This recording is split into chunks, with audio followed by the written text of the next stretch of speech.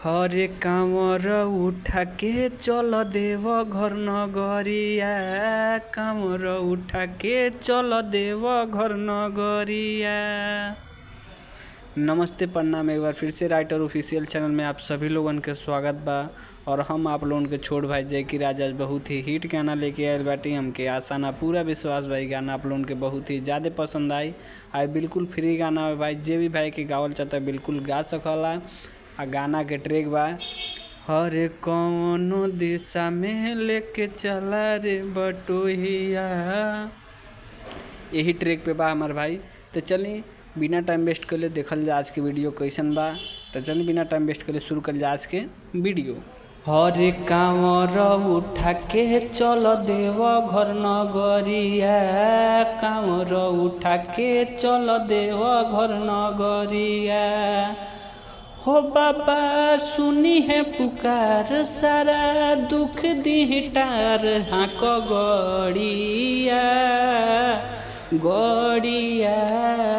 कामर उठा के चल देव घर नगरिया। कामर उठा के चल देव घर नगरिया। तो चलिए आप लोगों के मुखड़ा क्वेश्चन लागल प्लीज़ कमेंट करके ज़रूर बताइए। और चलिए बिना टाइम वेस्ट के लिए शुरू कर जा। फर्स्ट अंतरा देखल जा। फर्स्ट अंतरा क्वेश्चन बा बड़ी दूर बाबा के नगरी, झूठे दुनिया सगरी हो। जे भी माने दिल से उनके पूरा होला रजी हो। बड़ी दूर बाबा के नगरी, झूठे दुनिया सगरी हो। जे भी माने दिल से उनके पूरा होला रजी हो। हर सब कुछ यही जा मिल हो जाई, सब कुछ यही जा मिल हो जाई। ऐसन सहरिया हो। कामर उठा के चल देव घर नगरिया। कामर उठा के चल देव घर नगरिया। कामर उठा के चल देव घर नगरिया। तो चलिए आप लोगन के मुख अंतरा कैसन लगल चल जा लास्ट अंतरा के तरफ। लास्ट अंतरा देखल जा कैसन बा। और नीरज भाई के कमेंट रहा आप स्क्रीन पे कमेंट शो करते हो तो नीरज भाई के नाम बा। अगर आप भी चाहते गाना में आपके भी नाम आए तो अपन नाम कमेंट करिए। आपके भाई के वादा बाकी आपके नाम जरूर आई अगला वीडियो में। तो अगला वीडियो कोना ट्रिक पे इहो जरूर बता देवे हमारे भाई कैसन गाना बोल बम ऑर्केस्ट्रा जैसन भी चाहिए आप लोग कमेंट करिए। आपके भाई के बाद बाबू गाना जरूर आई।